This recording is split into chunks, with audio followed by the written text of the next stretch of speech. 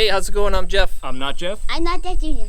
So today we're at the Laconia State School in Laconia, New Hampshire. And this is actually a first for us because this is a viewer-suggested video. So someone commented on our Facebook page that we come check this place out. So make sure you haunt that like button, comment, and subscribe. And hoot. And hoot, apparently. So let's show you around here and we'll give you a little bit of a tour.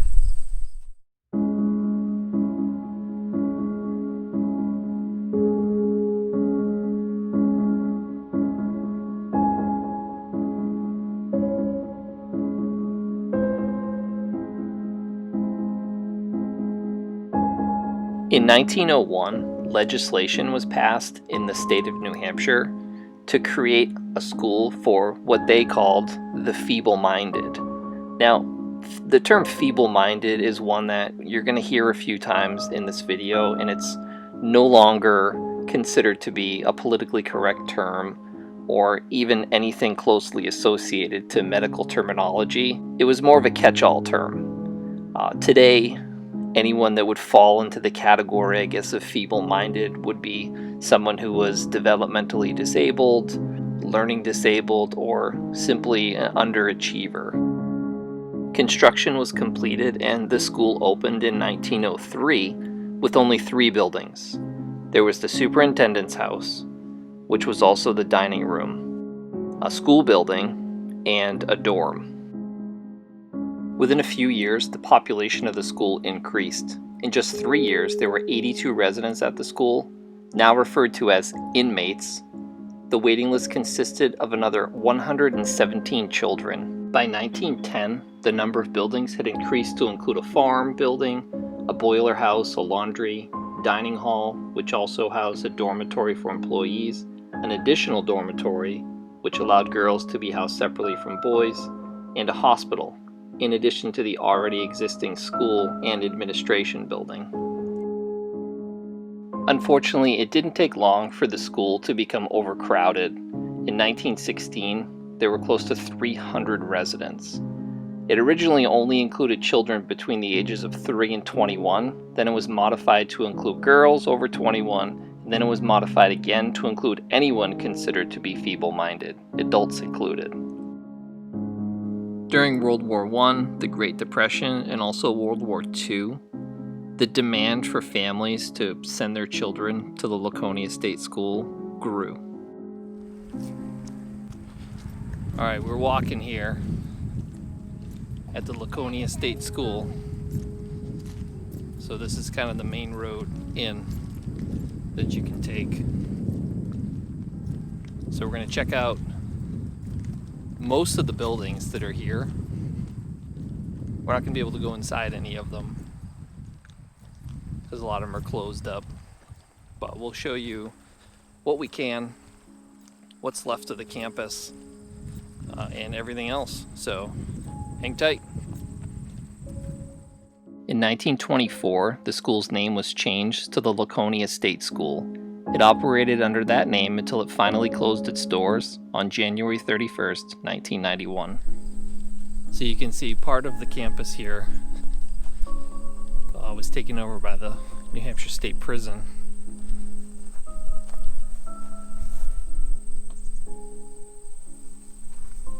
And you can see right here.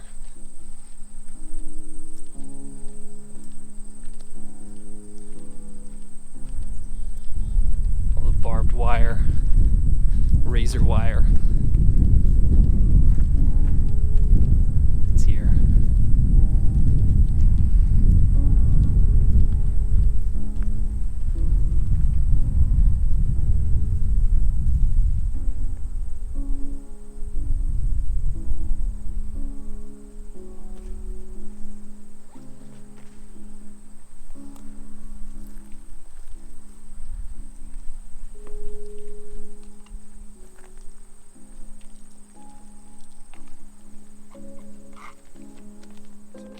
Unfortunately, the school was plagued with overcrowding and underfunding. The superintendents put in numerous requests for new construction and repairs, but were constantly denied by the state legislature. So now we're coming up on what was known as the quad, and it was a series of 4 dorms where the residents lived while they were here. So we're going to show you each one of them, so you can see kind of what's left of them, and they're in okay condition at this point. One of them was used when this area was converted to the prison, but for the length of time that this place has been here and the limited amount of graffiti on everything, I'm actually really surprised that this place is not trashed more than it is. So right here is the Keys building.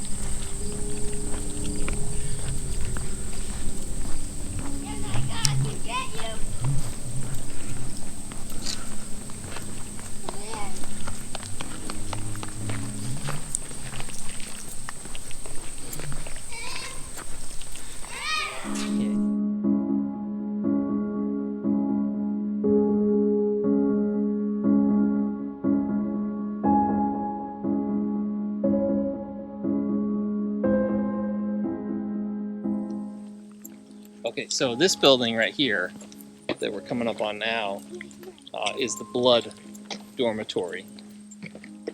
And each one of these buildings, I believe, are named after former governors of the state of New Hampshire. So this is the one that was the only one that was used when the area was converted to a prison. So some of the inmates lived here, but when it was used as part of the school, there were actually 30 residents on each floor of these buildings. So one floor for the men and another floor for the women at one point. So some of the conditions inside those buildings where they were pretty much just like open rooms, where you didn't have much privacy. There was just a floor of beds.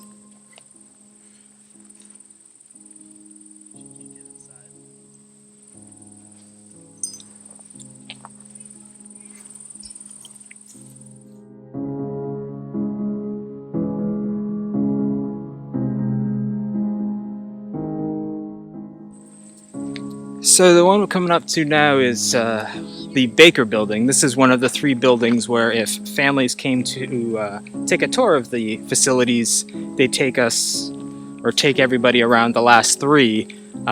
However, they did try to avoid going around where the 4th building is, which we will see in a second.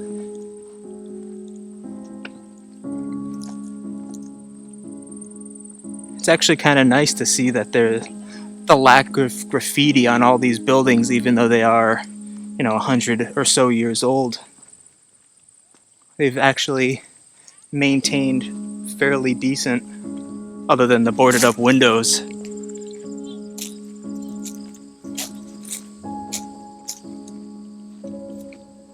Take you around the front here.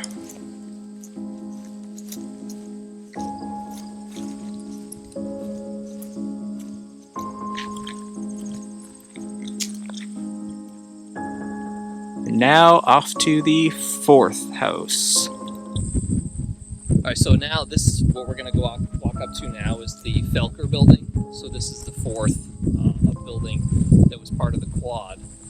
And this was known as one of the back wards because this is where they housed the severely disabled patients that were here at the school. So this was the one that, as we mentioned before, that when people came to tour the facility, they didn't come see this building, which is unfortunate. Alright, so I will give Jeff a little break here and give you a tour around the building.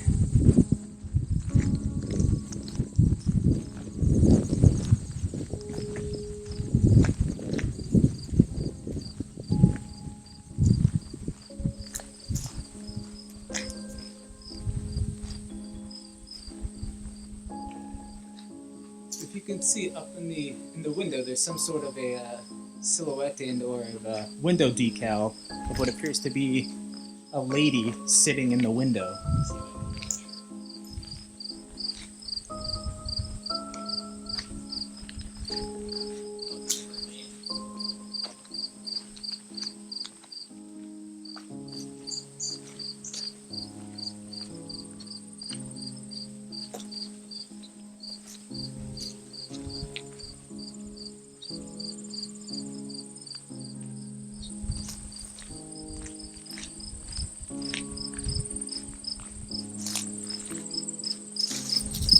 As you can see, it's a bit overgrown.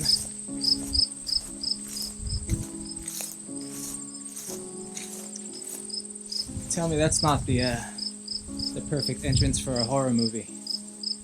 Nice little space under the stairs. There we are. So this is the Powell building that was used for the New Hampshire Department of Corrections probation and parole office after the schools shut down. There's nothing in here now, but you can see kind of what's left here. This one, again, in fairly decent condition with little to no graffiti on any of these buildings. There's a few broken windows on some of the buildings, but other than that, things are actually in pretty good shape. Try to keep it that way, right? So let's go check this out down here. Yeah, let's go down. It's kind of creepy, but okay. Yeah, it's pretty creepy. There's a very disgusting mattress down here. And look at this thing. Someone opens it up. Is Georgie down there? Yeah, probably is. Probably. And then here's like the mattress over here. This is I think maybe someone was sleeping here. Somebody was probably living here. This is there's a bunch of big pieces over there, and then there's an office which is over there.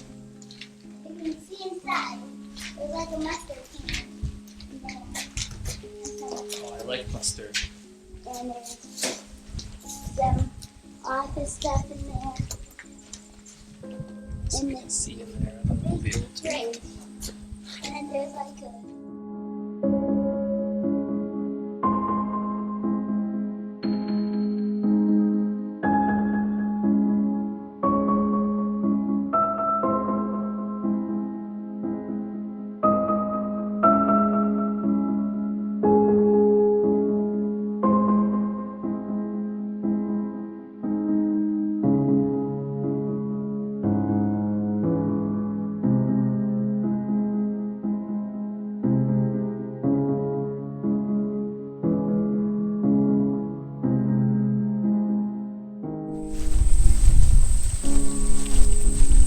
Here we are at the old Spalding building.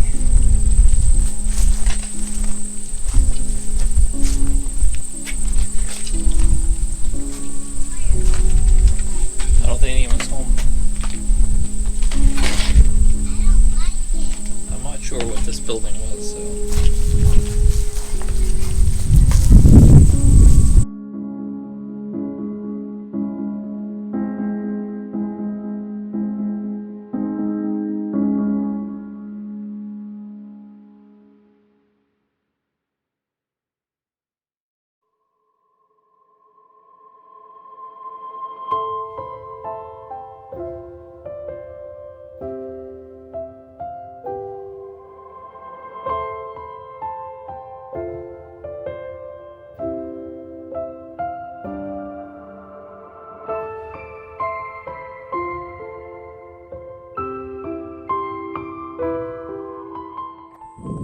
So this building right here is the Rice building. We're not really sure what these buildings are over here, what they were used for. There's the Rice building here, and then the Peterson building behind us here. So we can check out each one, show you. You can see, we're not going to go inside any of them, but this one you can at least kind of peek in one of the windows. So we'll check it out. It's a little bit creepy. I'll open the door for you. Check that out.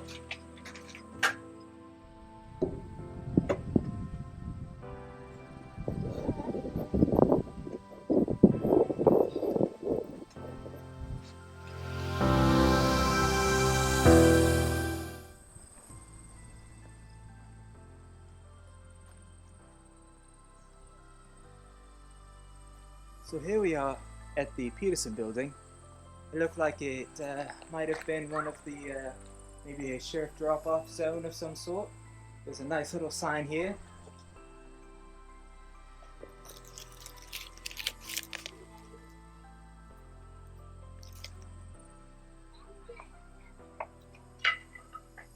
Alright, come on, we'll look at the rest of the area.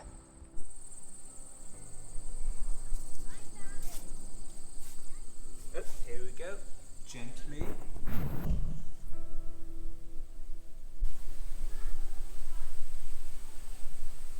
Oh, did you see that?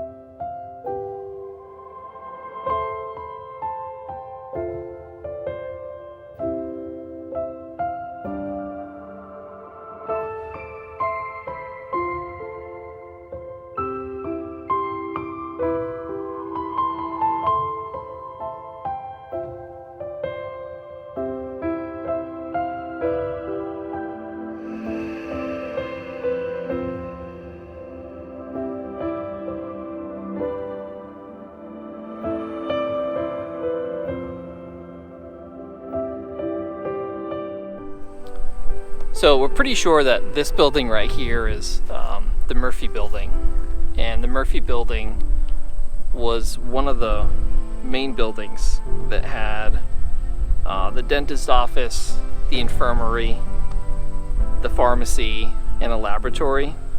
And unfortunately, this is where that these sterilizations took place for some of the residents. So one of the things was is if you wanted to leave the Laconia State School and rejoin society, one of the things that was required was that you would be sterilized. If you want more information about the school, there's a great documentary here on YouTube called Lost in Laconia. We'll put the link out for you. You should definitely check that one out. Thanks for learning a little bit with us here on another episode of Exit the Norm.